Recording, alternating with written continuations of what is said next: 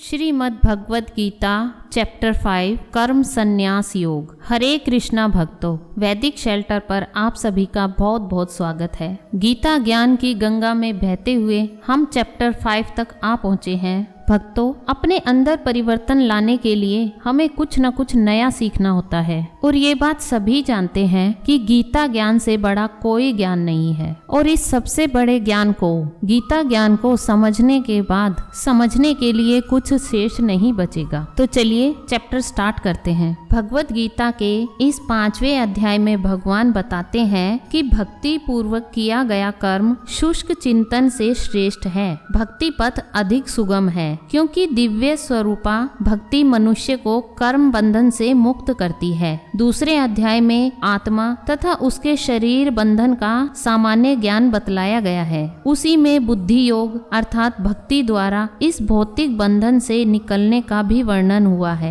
तीसरे अध्याय में यह बताया गया है कि ज्ञानी को कोई कार्य नहीं करने पड़ते। चौथे अध्याय में भगवान ने अर्जुन को बताया है कि सारे यज्ञों का पर्यवसान ज्ञान में होता है, किंतु चौथे अध्याय के अंत में भगवान ने अर्जुन को सलाह दी है कि वह पूर्ण ज्ञान से युक्त होकर उठे और युद्ध करे। अतः इस प्रकार एक ही साथ भक्ति में कर्म तथा ज्ञान युक्त अकर्म की महत्ता पर बल देते हुए भगवान श्री कृष्ण ने अर्जुन के संकल्प को भ्रमित कर दिया है। अर्जुन यह समझता है कि ज्ञान में संन्यास का अर्थ है इंद्रिय कार्यों के रूप में समस्त प्रकार के कार्यकलापों का परित्याग, किंतु यदि भक्ति योग में कोई कर्म करता है तो फिर कर्म का किस तरह त्याग हुआ। दूसरे शब्दों में वह यह सोचता है कि ज्ञान में संन्यास को सभी प्रकार के कार्यों से मुक्त होना चाहिए क्योंकि उसे कर्म तथा ज्ञान असंगत से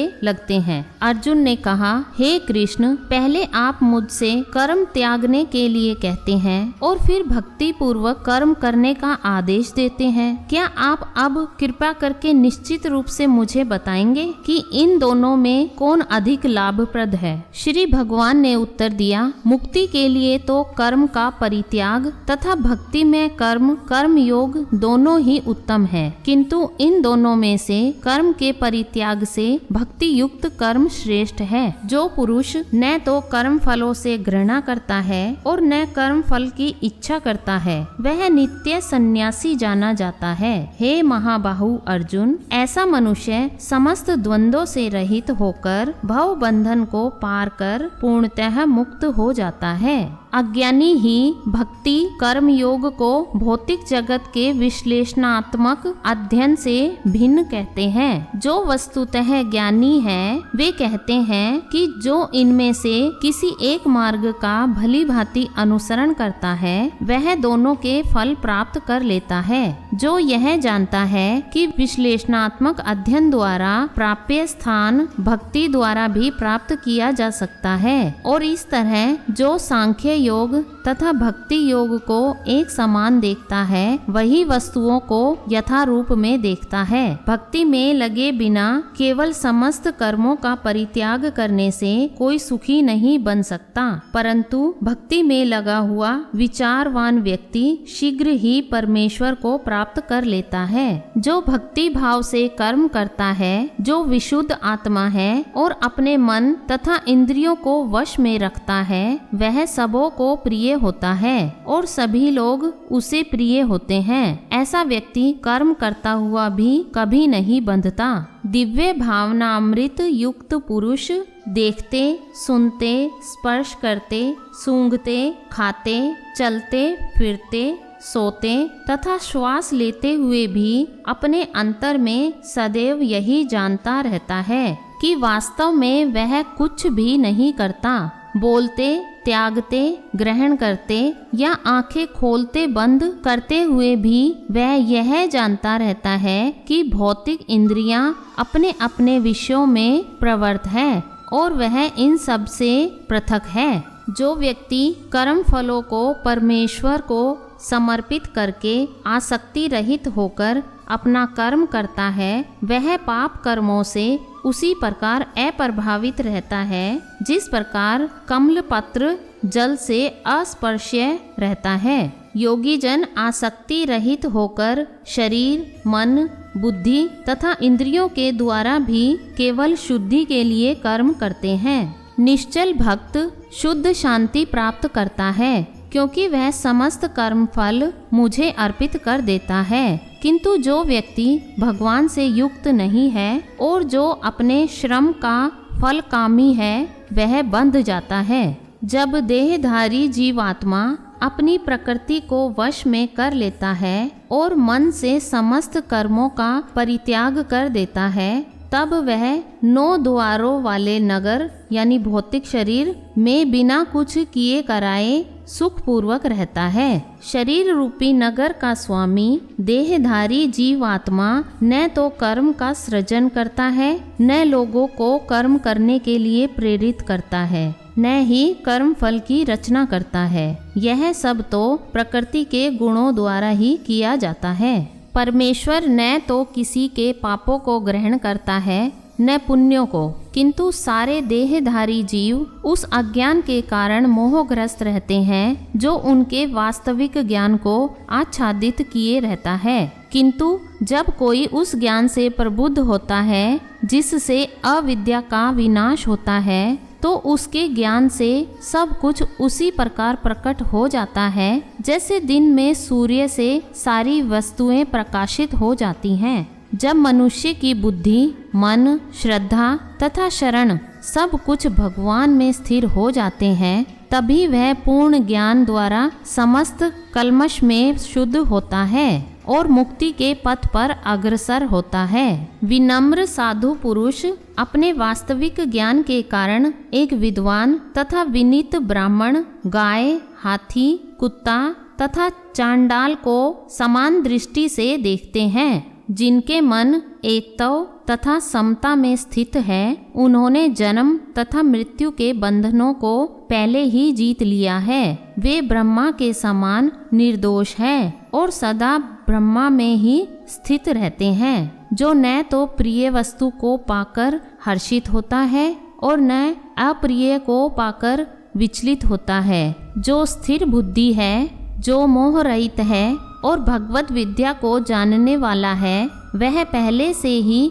ब्रह्मा में स्थित रहता है। ऐसा मुक्त पुरुष भौतिक इंद्रिय सुख की ओर आकृष्ट नहीं होता, किंतु सदैव समाधि में रहकर अपने अंतर में आनंद का अनुभव करता है। इस प्रकार स्वरूप सिद्ध व्यक्ति पर ब्रह्मा में एकाग्रचित होने के कारण असीम सुख भोगता है। बुद्धिमान मनुष्य दुख के कारणों में भाग नहीं लेता, जो कि भौतिक इंद्रियों के संसर्ग से उत्पन्न होते हैं। हे कुंती पुत्र, ऐसे भोगों का आदि तथा अंत होता है, अतः चतुर व्यक्ति उनमें आनंद नहीं लेता।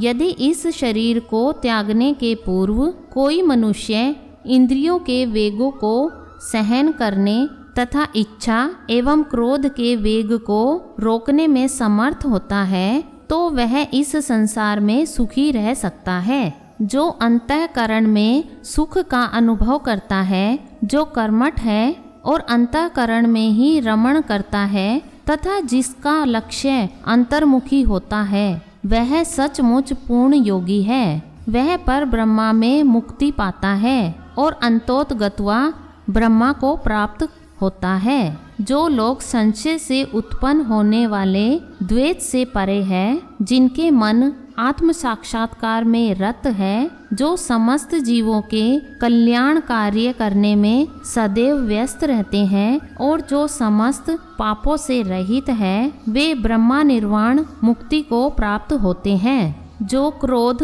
तथा समस्त भौतिक इच्छाओं से रहित है, जो स्वरूप सिद्ध आत्म संयमी है और संसिद्धि के लिए निरंतर प्रयास करते हैं, उनकी मुक्ति निकट भविष्य में सुनिश्चित है। समस्त इंद्रिय विषयों को बाहर करके दृष्टि को भौहों के मध्य केंद्रित करके प्राण तथा अपान वायु को नथुनों के भीतर रोककर और इस तरह मन, इंद्रियों तथा बुद्धि को वश में करके जो मोक्ष को लक्ष्य बनाता है, वह योगी इच्छा, भय तथा क्रोध से रहित हो जाता है। जो निरंतर इस अवस्था में रहता है वह अवश्य ही मुक्त है। मुझे समस्त यज्ञों तथा तपस्याओं का परम भोक्ता, समस्त लोकों तथा देवताओं का परमेश्वर एवं समस्त जीवों का उपकारी एवं हितैषी जानकर मेरे भावनामृत से पूर्ण पुरुष भौतिक दुखों से शांति लाभ करता है। इस प्रकार यह 5वां अध्याय कृष्ण भावनामृत की, जिसे सामान्यतः कर्म योग कहते हैं, व्यावहारिक व्याख्या है। यहाँ पर इस प्रश्न का उत्तर दिया गया है कि कर्म योग से मुक्ति किस तरह प्राप्त होती है। कृष्ण भावनामृत में कार्य करने का अर्थ है परमेश्वर के रूप में भगवान के पूर्ण ज्ञान के साथ कर्म करना। ऐसा कर्म दिव्य ज्ञान से भिन्न नहीं होता। प्रत्येक कृष्ण भावनामृत भक्ति योग है और ज्ञान योग वह पथ है जिससे भक्ति योग प्राप्त किया जाता है।